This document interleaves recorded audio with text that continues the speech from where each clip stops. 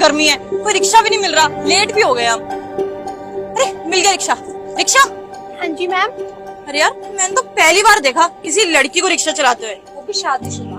अरे बात बता, इतना सज धज के साड़ी पहन के रिक्शा कौन चलाता है? अरे वो मैम। छोड़, हमें तेरी बात जानने में कोई इंटरेस्ट नहीं है। यहाँ पास में एक इंस्टीट्यूट है, वहाँ छोड़ देगी? जी जी बैठिए।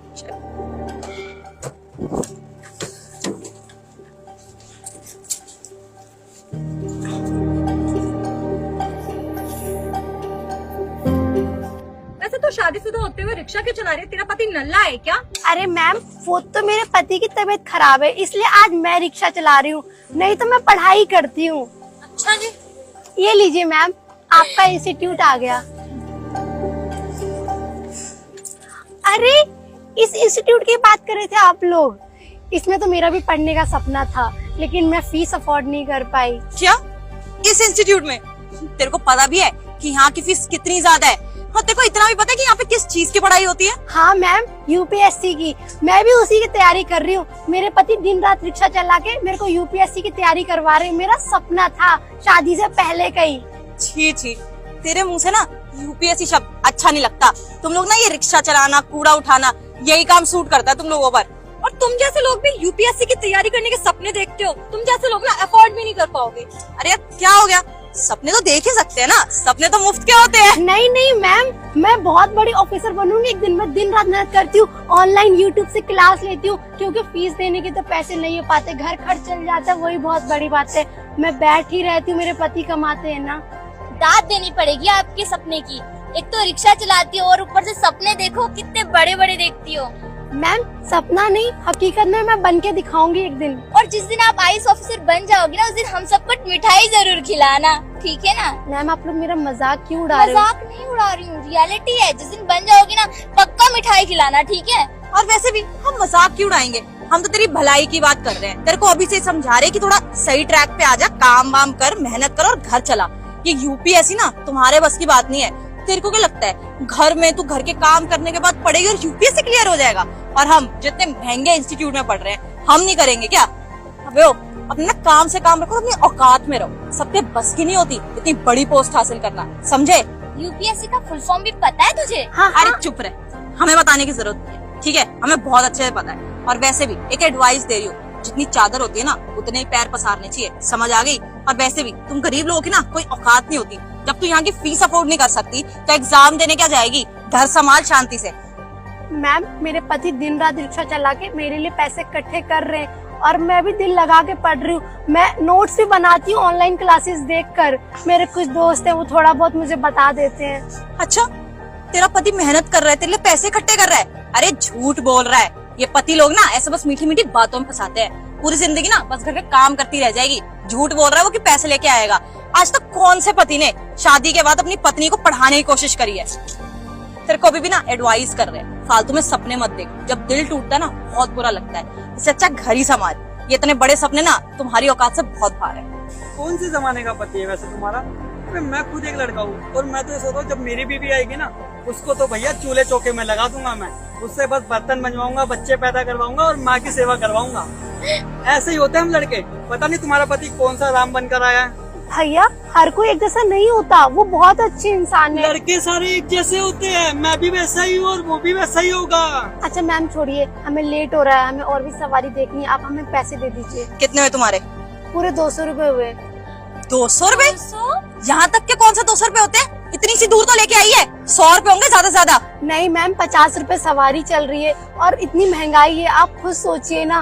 अरे तू क्या चाहती है? तेरी यूपीएससी का खर्चा हम उठाएगा बैठ के? और वैसे भी जितने बनते उतने देंगे, रोज का आना जाना हमारा। मैम मैं बिल्कुल जायज पैसे मांग रही हूँ, आप ऐसा क्यों कर रहे हो? मुझे जैसे गरीब के पैसे रख के आपको क्या मिल जाएगा? अबे देख, हमसे ना फालतू की बहस मत कर, हमारे पास टाइम नहीं है। ये चाहिए तो ले, नहीं तो ये भी नहीं दूंगी। मैम प्लीज मुझे जैसे गरीब के पैसे मत रखिए, पूरे 200 रुपए होते हैं, प्लीज दे दीजिए। तू तो दिमाग खराब करती है, पकड़ी से। चलो गाइस चलते हैं, वैसे भी टाइम वेस्ट कर रही है।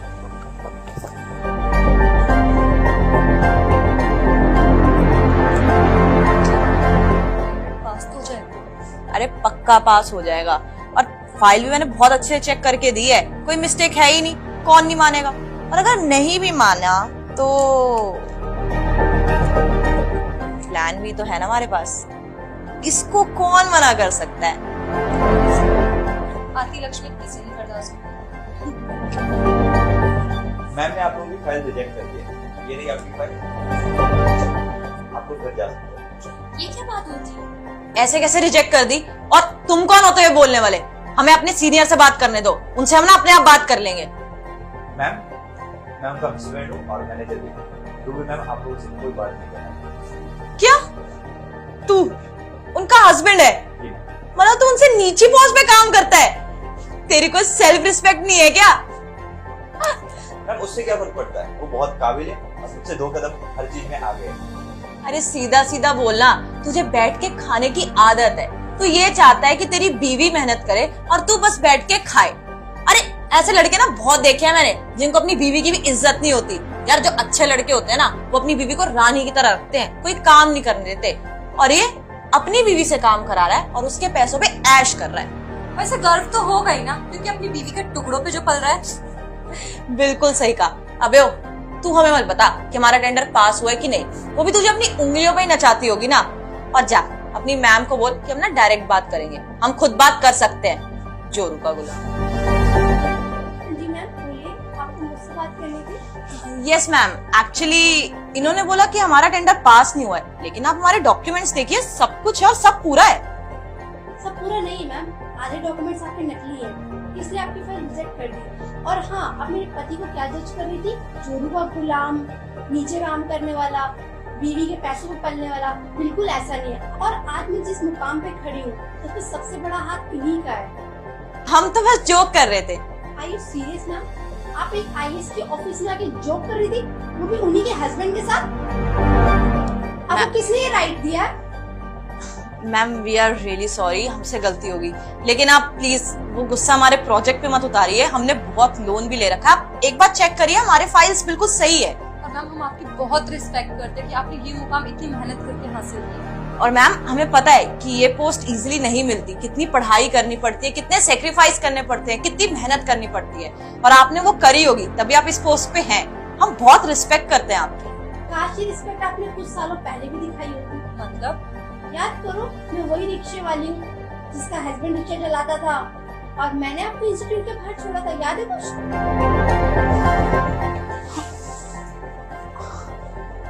मैम हमें पता नहीं था कि आप वही हैं। क्यों, मुझे तो शादी करके बच्चे पैदा करने चाहिए थे ना, घर का चूल्हा चौका करना चाहिए था। मैम हमने आपको पहचाना ही नहीं। मैम तब भी हम मजाक ही कर रहे थे, तब हम बच्चे थे, कॉलेज में पढ़ रहे थे, इसलिए हमने वैसा बोल दिया। लेकिन प्लीज आप अभी ऐसा मत करिए, हमें इस प्रोजेक्ट की बहुत जरूरत है, हमने बहुत पैसा लगा दिया इस पे ऑलरेडी। काश वो मजाक मैंने मजाक में लिया होता, बट मैं बहुत सीरियस थी कि मैं इतनी सेक्रीफाइस करके अपनी लाइफ में आगे बढ़ने की चाहत रख रही थी, और आपने मोटिवेशन करनी थी, डिमोटिवेट कर दिया इंसान को। और आप क्या कह रहे थे कि जितनी चादर हो उतने पैर पसारने चाहिए, सपने बड़े बड़े नहीं देखने चाहिए, और तुम तो सपने ही देखो। अरे छोड़िए मैम, वो पुरानी बातें कहाँ याद कर रहे हैं। देखो आज आपकी कितनी अच्छी पोजीशन है और हम लोग भी अपना बिजनेस स्टार्ट कर रहे हैं, तो कर दीजिए ना, हम भी आपकी थोड़ी बहुत हेल्प कर देंगे। हाँ मैम, देखिए दोनों का काम बन जाएगा, आपका भी और हमारा। देखिए मैम हम समझ सकते हैं कि आपने कितना स्ट्रगल किया है, और पैसों की नीड तो सबको पड़ती ही है। और छोड़िए ना, इतने साल पुरानी बात है और क्या फर्क पड़ता है। आप अपना काम करो, अपना फायदा निकालो, और हमारा भी काम बन ही जाएगा। तो ये थोड़े से पैसे अगर आपको और चाहिए तो और भी दे देंगे, लेकिन प्लीज हमारा टेंडर पास कर दो। वाओ, तुम्हारी सोच तो बहुत ऊंची है। मैम आपको पैसों की बहुत नीड है, आप भी तो गरीबी से निकली है ना। मेरे ऑफिस से पैदल चल के जाओगे या पुलिस के आदेश से जेल भिजवा दूं? मैम देखिए हम समझ सकते हैं कि आपको बुरा लगा था जब हमने आपके बारे में उल्टा सीधा बोला था, लेकिन छोड़िए पुरानी बात है। आपने हमें उल्टा सीधा बोला, आपने हमें लेक्चर दिया, अब तो आप खुश हो गए ना। लेकिन प्लीज हमारा काम मत खराब करिए। देखिए पैसे देने को भी तैयार है, आपका फायदा ही है इसमें। आपको आपकी मुंह मांगी रकम मिली। For your kind information, 171E के तहत आप लोगों को जेल हो सकती है एक IAS ऑफिसर को रिश्वत देने के लिए। चुप रहो तुम तीनों। मैम ये तीनों ना समझ है और ये पैसे वैसों के लिए ऐसे होते हैं। आप हमारा टेंडर पास करा दो और जेल वेल मत। हाँ मैम प्लीज हमारी कंप्लेंट मत करिए, हमारा करियर है हमारे आगे, सब बर्बाद हो जाएगा। और इस टेंडर के लिए भी हमने बहुत बड़ा लोन लिया हुआ है, प्लीज आप ये पास कर दीजिए। देखिए गाइस, मेरी आप लोगों से कोई पर्सनल दुश्मनी नहीं है, लेकिन आप लोगों के टेंडर में ही प्रॉब्लम है, तो मैं उसको पास नहीं कर सकती। अगर उसके डॉक्यूमेंट सही होते तो मैं ऑब्वियसली पास कर देती। और अगर आपके डॉक्यूमेंट सही होते तो आपको रिश्वत देने की जरूरत भी नहीं होती। अभी तुम लोगों का पूरा करियर है, लाइफ पूरी स्पॉइल ना हो जाए, इसलिए छोड़ रही हूँ। शायद आगे के लिए कुछ सीख मिल जाए। Get out.